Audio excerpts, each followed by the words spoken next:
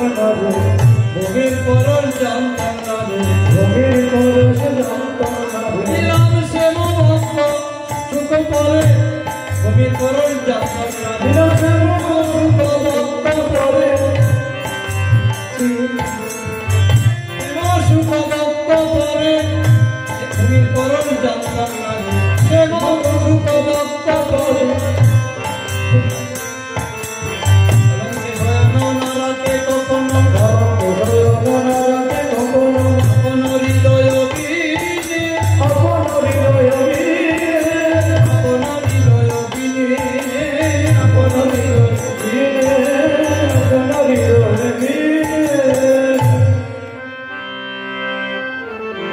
আমাকে কত কত আদর করে জানিস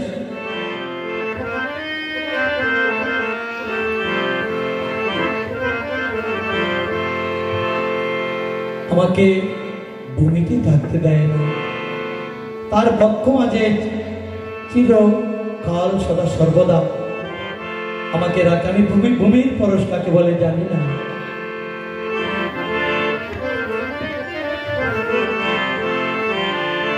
কত না আদর করে না গরো যত উঠে তার মনে পালঙ্ক শয়ন না রাখে কখনো আপন হৃদয় বিনে তারপর কি করে জানিস আমায় সাজিয়ে দেয়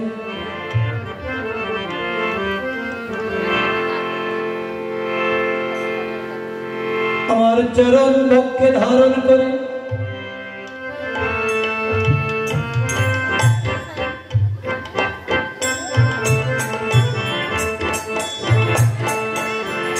আমার ভক্ত আমার চরণ দুখানা তার ভক্কে ধারণ করে আপন না গেল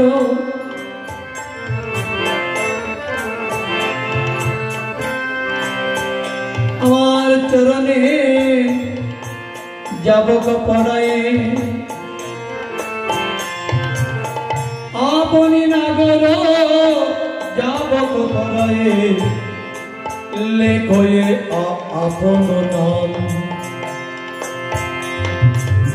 আমার চরণে নাম লিখে দে আমার চরণে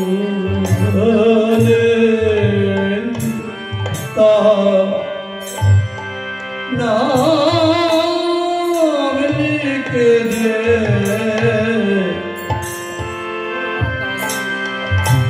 আমার চরণ বক্ষ মাঝে ধারণ করে আমার চরণে নাম লিখে দে আমার চরণ দুটি বক্ষ মাঝে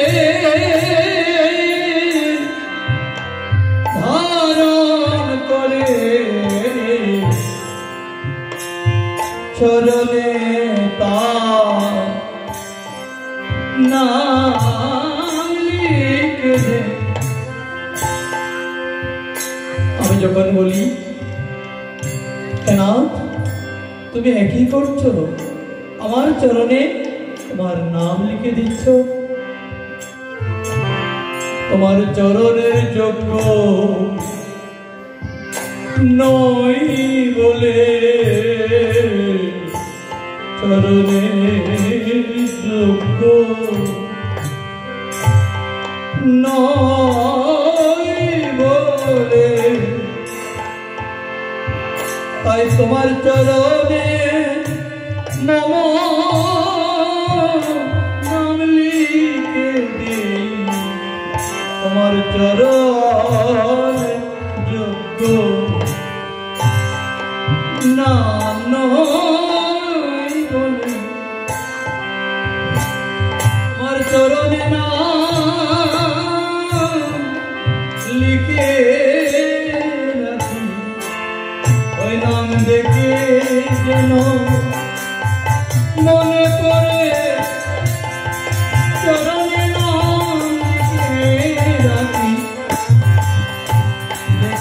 যেন মনে পড়ে থেকে যেন মনে পড়ে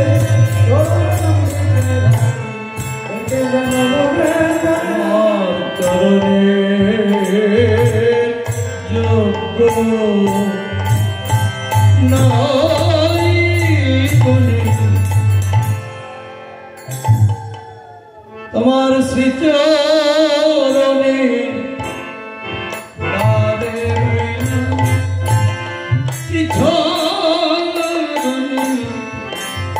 ধারে রইলাম শ্রীচরণে ধারে রইলাম চিরতরে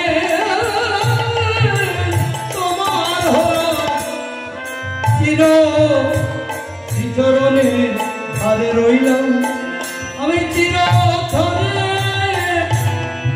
তোমার হলো তুমি আমার হবা না হও চিরতরে তোমার হলো তুমি আমার হবা না হও চিরতরে তোমার হলো তুমি আমার হবা না হও চিরতরে তোমার হলো তুমি আমার হবা না হও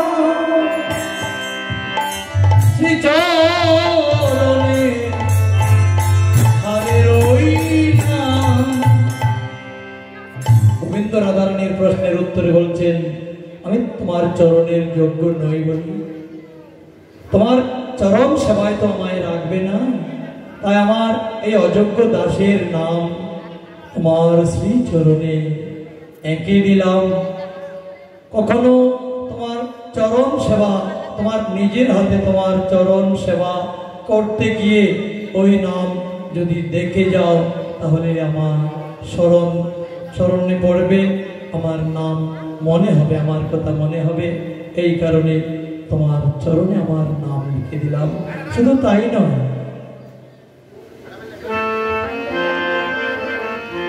তোমার চরণে ধারে রইলাম শ্রীচরণে ধারে রইলাম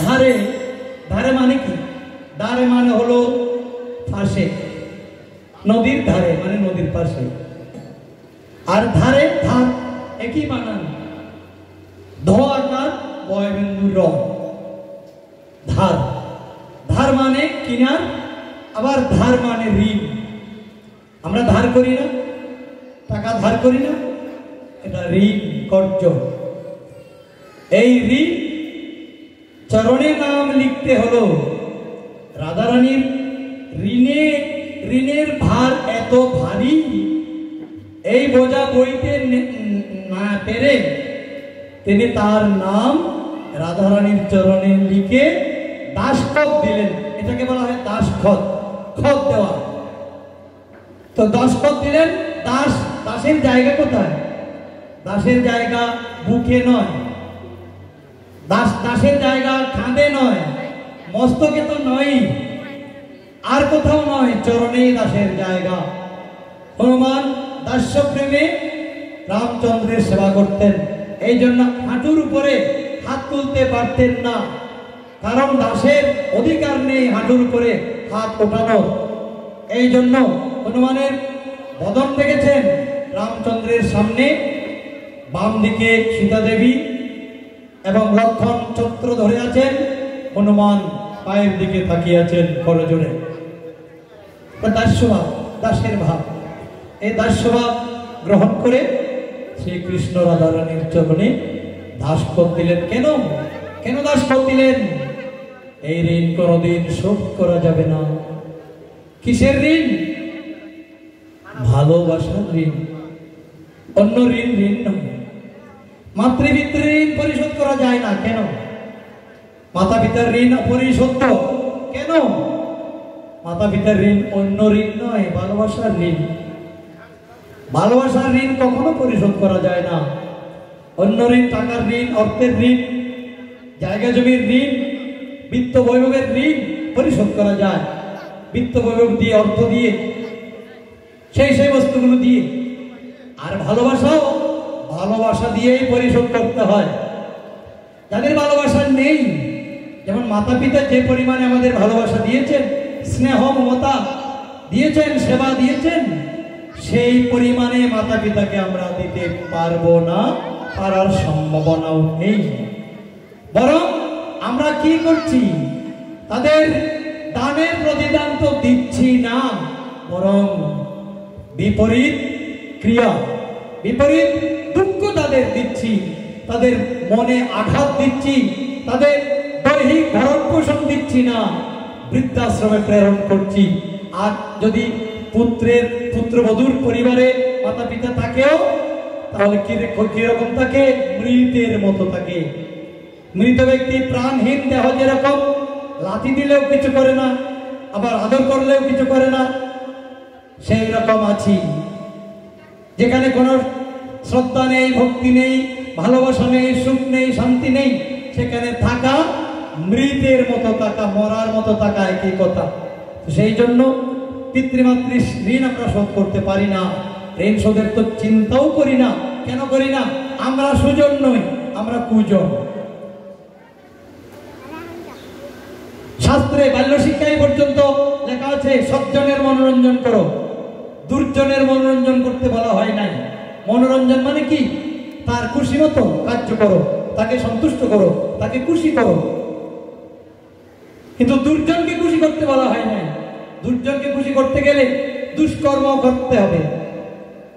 সেই জন্য দুর্জনকে খুশি করার নির্দেশ শাস্ত্রে, সামাজিক শিক্ষায় বা একাডেমিক শিক্ষায় কোনো শিক্ষাই নেই। সেই জন্য মাতৃপিতৃ ঋণ শোধ হয় না, কারণ তাদের যে ভালোবাসা, সেই ভালোবাসার প্রতিদান আমরা দিতে পারবো না। এই কারণে মাতা পিতার ঋণ অপরিশোধ্য। তাহলে এই ঋণ থেকে অব্যাহতি পাওয়ার উপায় কি? এই ঋণ থেকে অব্যাহতি পাওয়ার উপায় একটি। আমার পরমারাধ্য গুরুদেব বৈষ্ণবাচার্য ডক্টর শ্রীমান মহানামৃত ব্রহ্মচারীজি, উনি তার ভাগবতের খেলালবের ভাষ্যে বললেন, মাতা পিতার ঋণ শোধ হয় তাদের ঋণের স্বীকৃতির কারণে। তাদের প্রতি আমরা ঋণী আছি, এই ঋণ কোনোদিন শোধ করা যাবে না। এই হলো মাতৃপিতৃ ঋণ পরিশোধের উপায়। তাদের ঋণ অপরিশোধ্য, এইটুকু মনে রাখলেই ঋণ আর শোধ না করলেও চলে। কিন্তু তাদের জীবদ্দশায় পুত্রের তিনটি কার্য কি কি? জীবিতে বাক্য পালঞ্চ, মৃতাহে বুড়ি ভোজনম, গয়ায়াং পিণ্ডদানঞ্চ, ত্রয় পুত্রস্য লক্ষণম। জীবিত কালে মাতা পিতার বাক্য পালন করতে হবে, কিন্তু হরিভজনে নিষেধ করলে ওটা ছাড়া, ধর্মাচরণে নিষেধ করলে ওটা মানা যাবে না। তার প্রমাণ কি? তার প্রমাণ প্রহ্লাদ মহারাজ পিতৃবাক্য মানেন নাই। জীবিতে বাক্য পালন বলা হয়েছে, বাক্য আবার শ্রেণী বিভাগ করতে হবে। হিত বাক্য, অহিত বাক্য, শাস্ত্র বাক্য আর অশাস্ত্রীয় বাক্য, পাপ বাক্য, পুণ্য বাক্য বিচার করে পালন করতে হবে। কারণ আমার মাতা পিতা যে কারণে পুরুষ, যে কারণে রমণী, সেই পুরুষ এবং রমণী হওয়ার কারণে আমার জন্ম দিতে পেরেছেন। তাদের মধ্যে অন্যান্য গুণাবলী নাও থাকতে পারে, সেই জন্য তার মধ্যে অজ্ঞানতাও থাকতে পারে। অজ্ঞানতাবশত তিনি যদি আমাকে কোনো কুবিষয়ে নির্দেশ করেন, আদেশ করেন, সেইটুকু আমার মানলে হবে না। আমাকে যদি হরি বলানো নিষেধ করেন, প্রহ্লাদ মহারাজকে বলেছিলেন, আমি হরি, আমি ছাড়া এই ত্রিলোকে আর কোনো হরি নেই। তুই জানিস না? বলে জানি পিতা, আপনি হরি নন, আপনি হরির দাস। আপনি আমার পিতা, আমার ঈশ্বর, আমার ভগবান, কিন্তু জগতের ভগবান আপনি নন। আপনি ঈশ্বর, এই অসুর রাজ্যের আপনি ঈশ্বর, কিন্তু সবার ঈশ্বর আপনি নন। শ্রীকৃষ্ণই সবার ঈশ্বর, সকলের ঈশ্বর, পরমেশ্বর।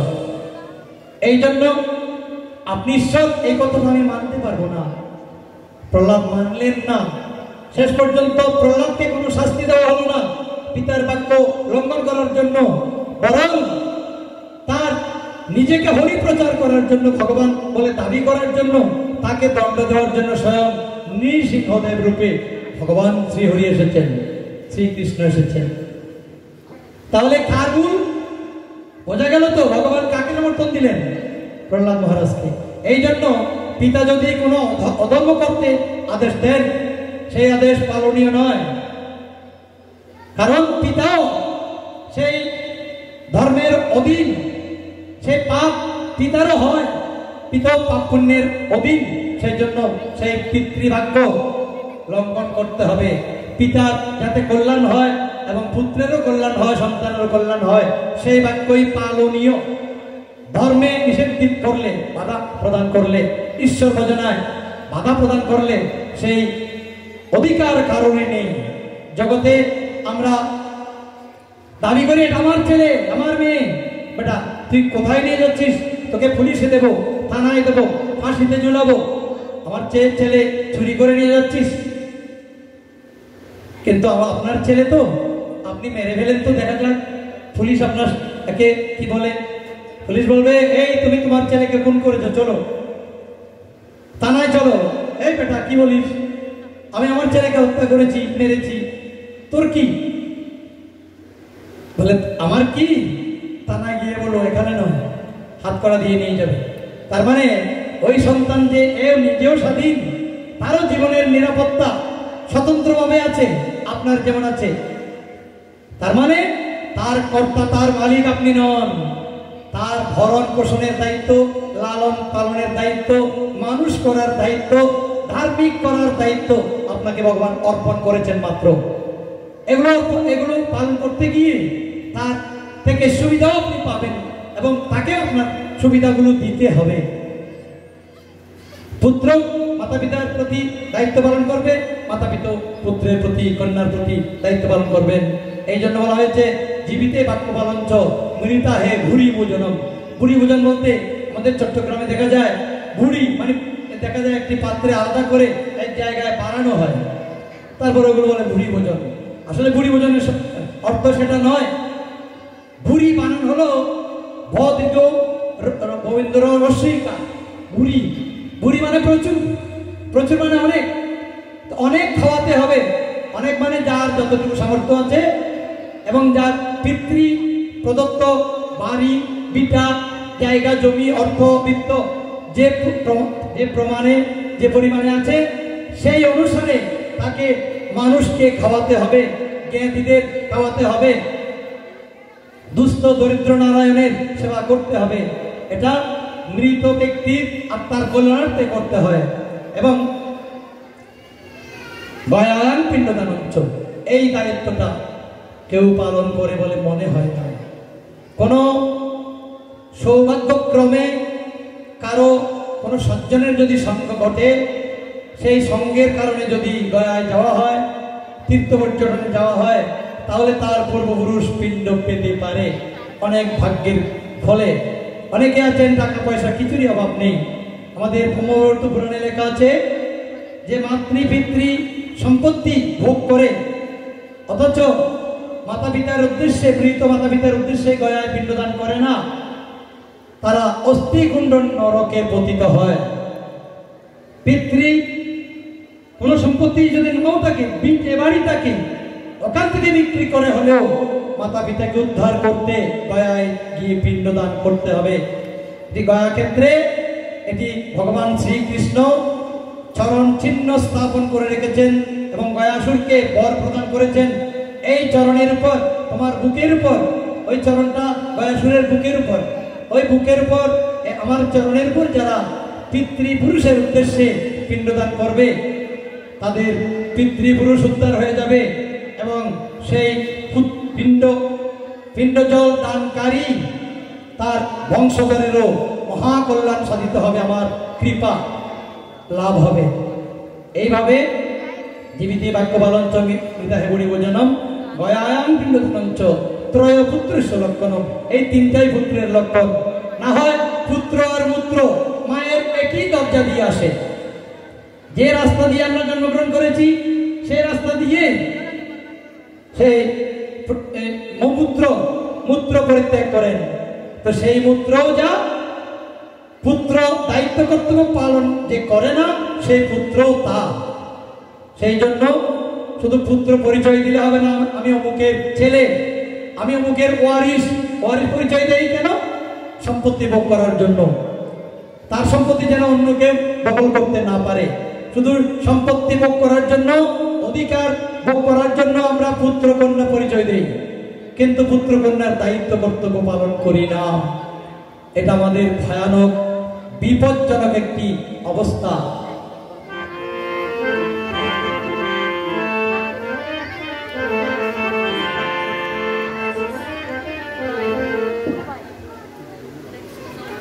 ভগবান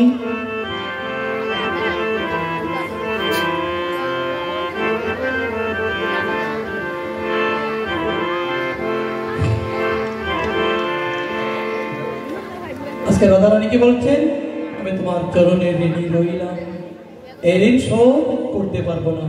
ভাগবতে একটি অদ্ভুত শ্লোক, যে শ্লোক অন্য কোনো শাস্ত্রে পাবেন না।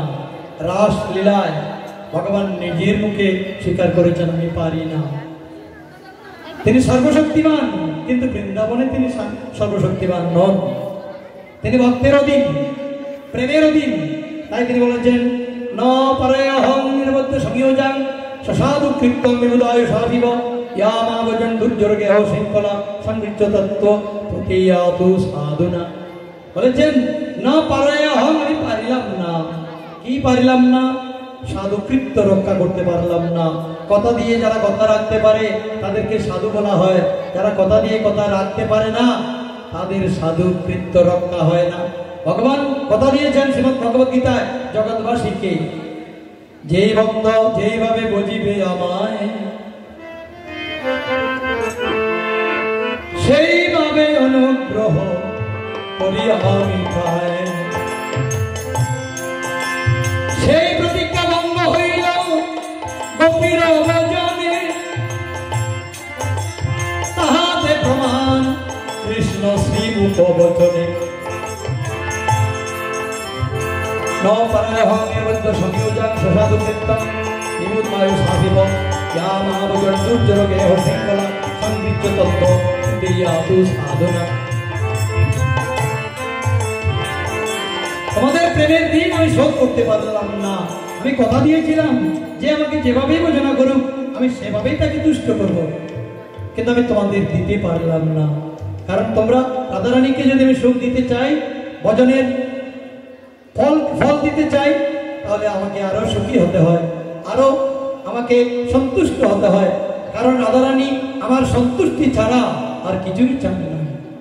সেই জন্য রাধারানীকে যতই দিতে চাইব ততই আমাকে সন্তুষ্ট হতে হবে। সন্তুষ্ট হলে ঋণ বাড়বে বই কমবে না।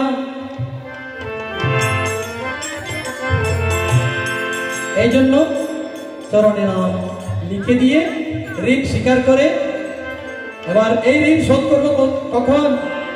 কলিযুগে এই ঋণ আমি শোধ করব। নবদ্বীপে নবদ্বীপে সতী দেবী এবং জগন্নাথ দেশে শ্রী অঙ্গন আলোকিত করে আমি অবতীর্ণ হব।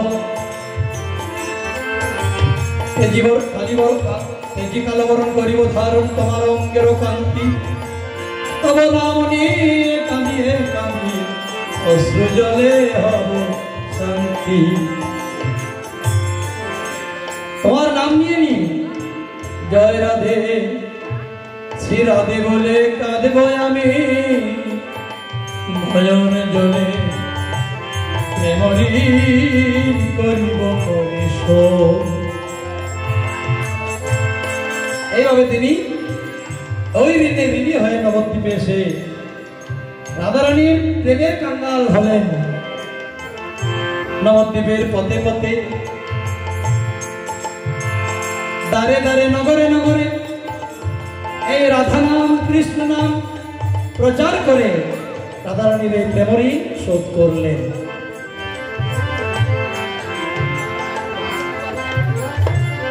আজকে রাধারানী সখী শুনে অনেক আলাপ আলোচনা করে অনেক রস আস্বাদন করে স্নানে যাচ্ছেন।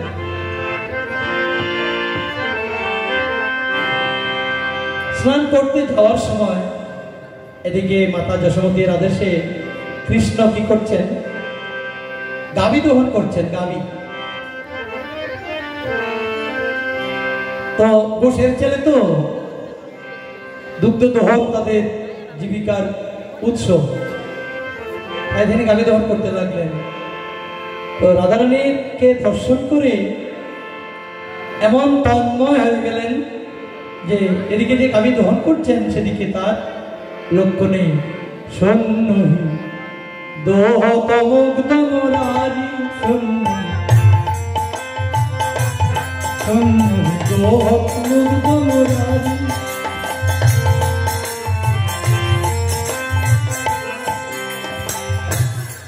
যে গাভী দহন করছিলেন ওই গাভী কখন যে চলে গেছে তার খেয়াল নেই। এরকম দহন করতে যাচ্ছে, দহন করছে। জুটহি অঙ্গুলি করুগতি, জুটহি অঙ্গুলি করুগতি, জুটহি অঙ্গুলি করুগতি। রিহাসত ব্রজনারী, রিহাসত ব্রজনারী, রিহাসত ব্রজনারী।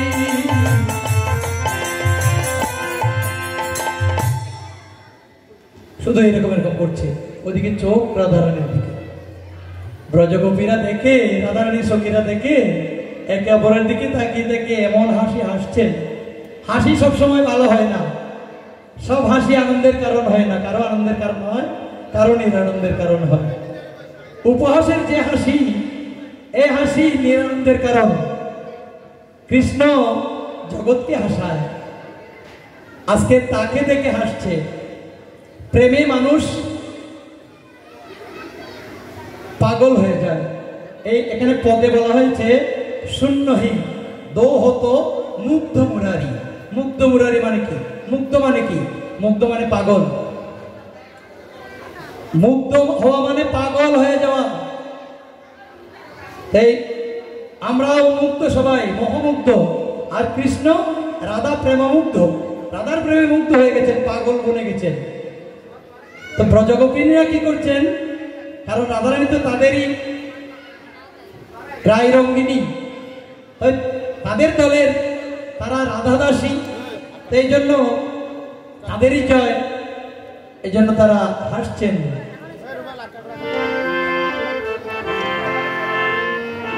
হাসত ব্রজনারী,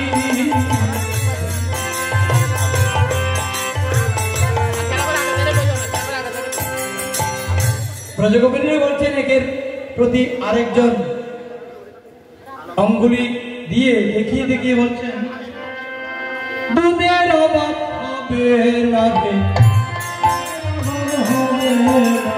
আমাদের দুধের অভাব হবে না রে, আমাদের দুধের অভাব হবে না রে।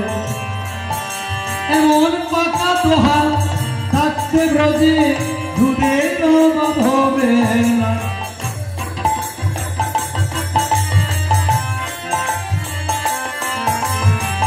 পাকা দোহাল থাকতে ব্রজে দুধের অভাব হবে না রে, পাকা দোহাল থাকতে ব্রজে। যেদিন গাভী ছাড়া দুইতে জানে, গাভী ছাড়া দুইতে জানে, পাকা দোহাল থাকতে ব্রজে, গাভী ছাড়া দুইতে জানে।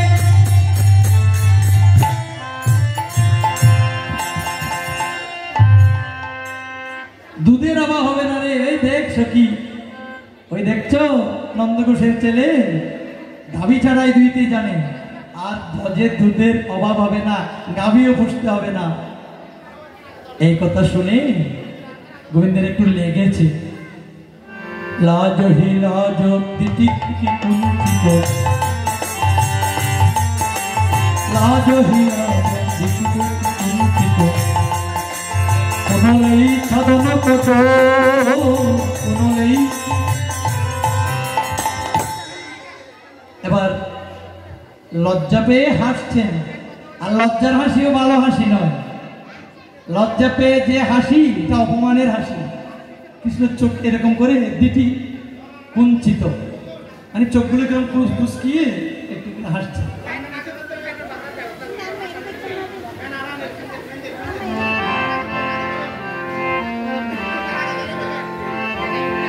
তো লজ্জা পেয়ে হাসছেন, কি করছেন?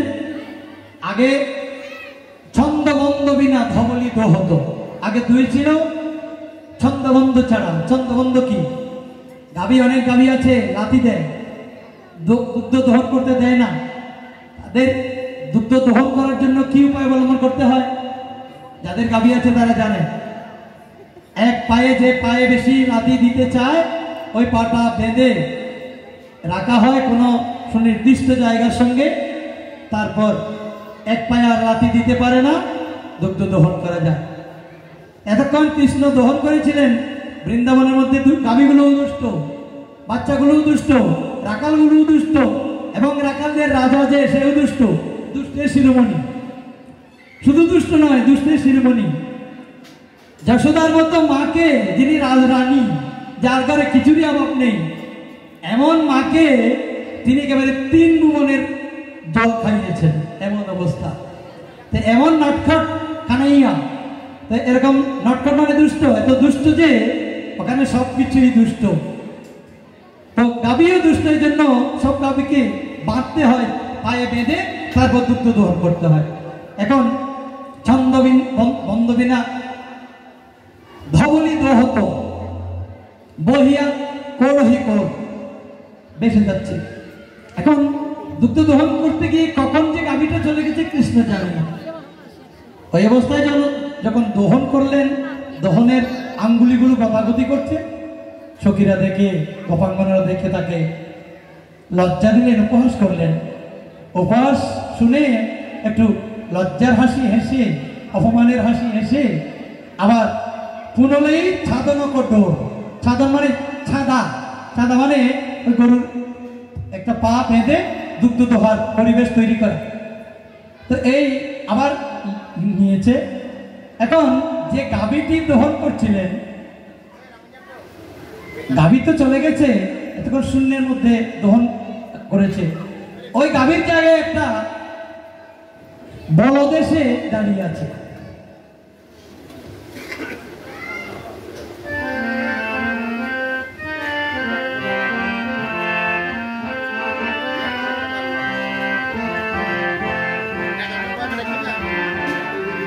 গোবিন্দ কি করেছেন?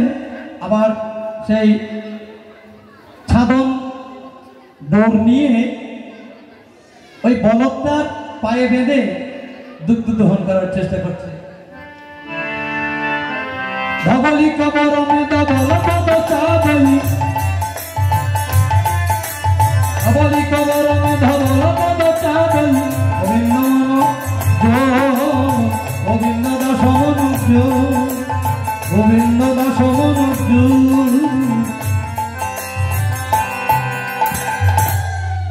গোবিন্দ গাভী জ্ঞান করে, ধবলি জ্ঞান করে, ওই ধবলের পা বেঁধে দুগ্ধ দহন করার চেষ্টা করছে।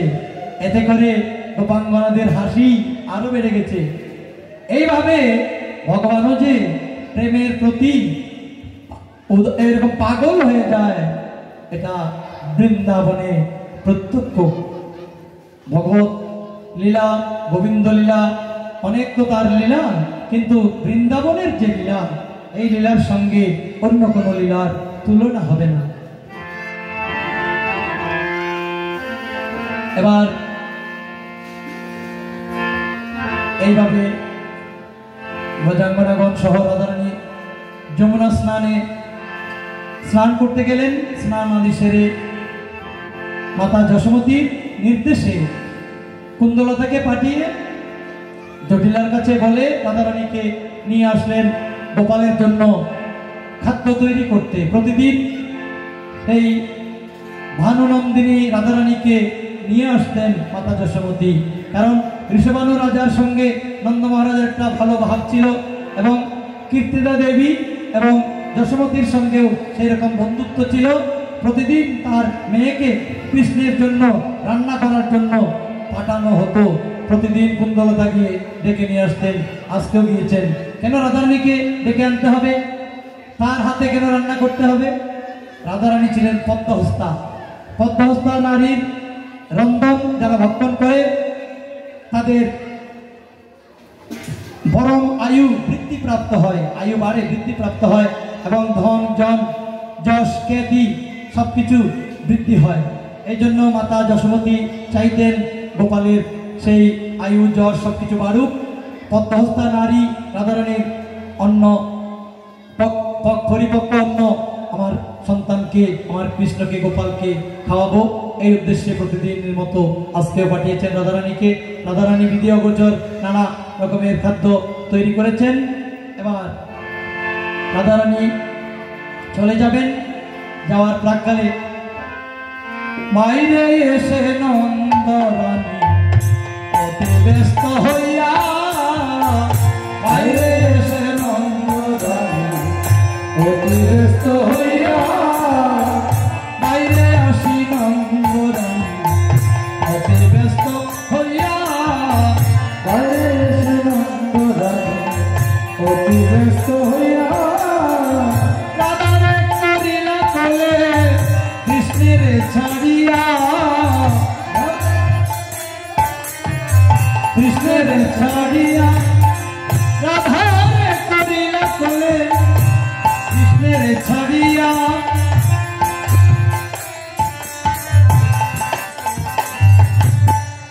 মায়ের কোলেতে দেখি অন্যের সন্তান, মায়ের কোলেতে দেখি অন্যের সন্তান, মায়ের কোলেতে দেখি অন্যের সন্তান, মায়ের কোলেতে দেখি অন্যের সন্তান, কাঁদিয়া ভাবর কৃষ্ণ গোড়া গৌরী যান, কাঁদিয়া ভাবর কৃষ্ণ গোড়া গৌরী যান, আর কাঁদিয়া ভাবর কৃষ্ণ গোড়া গৌরী যান, কাঁদিয়া ভাবর কৃষ্ণ,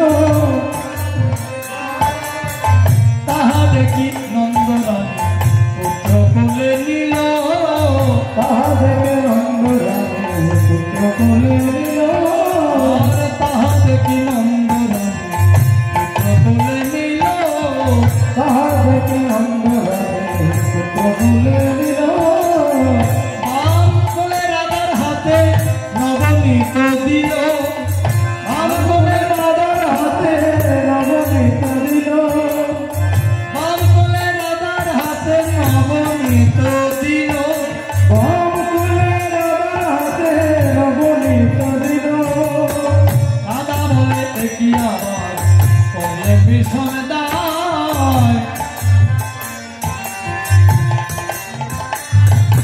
আর রাধা বলে কি আবার কোলে বিষম দায়, কৃষ্ণের আগেতে আমি কেমন করে খাই, কৃষ্ণের আগেতে আমি কেমন করে খাই, আর কৃষ্ণের আগেতে আমি কেমন করে খাই, কৃষ্ণের আগেতে আমি কেমন করে খাই, আর কৃষ্ণের প্রসাদ নহে এই নবনীত, কৃষ্ণের প্রসাদ নহে এই নবনীত, কৃষ্ণের প্রসাদ নহে এই নবনীত, কৃষ্ণের প্রসাদ নহে এই নবনীত, কৃষ্ণের প্রসাদ নহে এই নবনীত, কৃষ্ণের প্রসাদ নহে এই নবনীত, তাইতে তাহার আগে না হবে উচিত, তাহার আগে না হবে উচিত, আর তাইতে তাহার আগে না হবে উচিত, তাইতে তাহার আগে না হবে উচিত, বুঝিয়া রাধার মন মায়ার শ্রীহরি, বুঝিয়া আর বুঝিয়া রাধার মন শ্রীহরি তখন, বুঝিয়া রাধার মন শ্রীহরি তখন, আর বুঝিয়া রাধার মন শ্রীহরি তখন,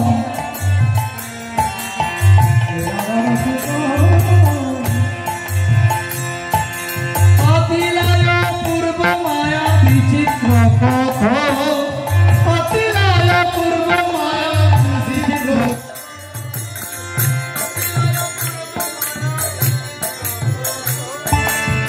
পাতিলায়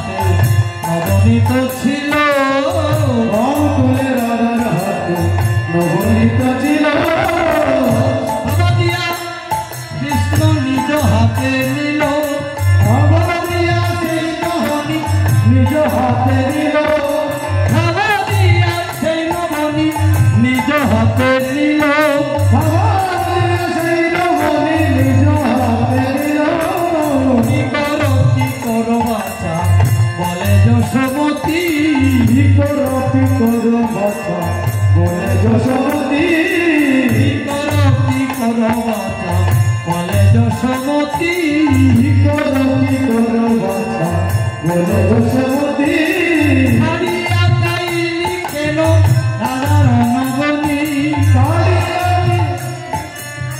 রাধার নবনী হারিয়া কাইলি কেন রাধার নবনী হারিয়া খাইলি কেন রাধার নবনী কিছু খাও কিছু দাও আমার কিছু খাও কিছু দাও রাধারে আমার কিছু খাও কিছু দাও রাধারে আমার কিছু খাও কিছু দাও রাধার তোমার নবনী বাছা দিব রে আমার তোমার নবনী বাছা দিব রে তোমার নবনী বাছা দিব রে আমার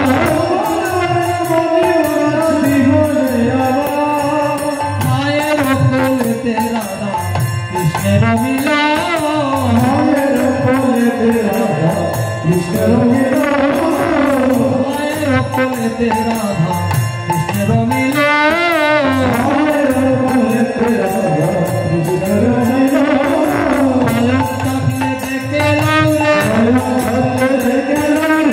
নয়ন থাকলে দেখে লাও রে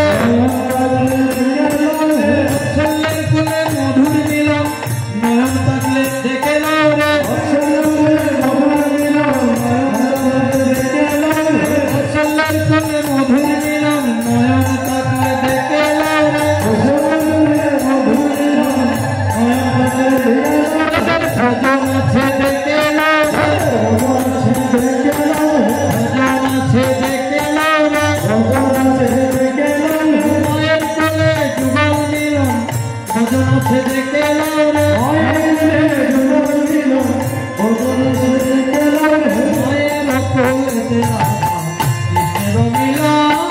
মায়ের কোলেতে রাধা কৃষ্ণের মিলন প্রেমানন্দে হরি বলো যেতায় যে জন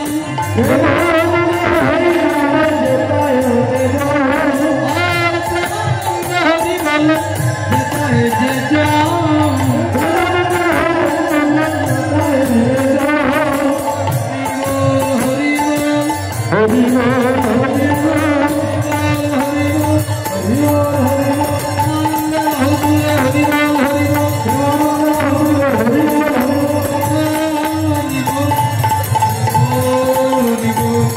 হরি বল আনন্দ হরি বল হরি বল নবরে নবরে রাধা মাধব